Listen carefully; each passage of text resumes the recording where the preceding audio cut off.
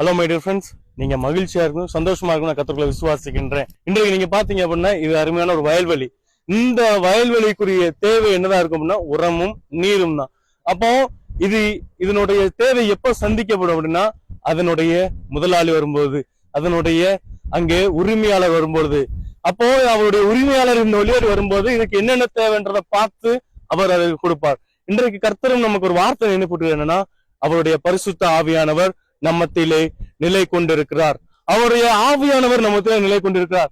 நமக்கு தேவைன்னு நம்ம அநேக நேரங்களில் நிற்போம். நாமும் நம்முடைய ஆசீர்வாதங்களுக்காகவும் தேவைகளுக்காகவும் ஜெபம் பண்ணிட்டு இருப்போம்.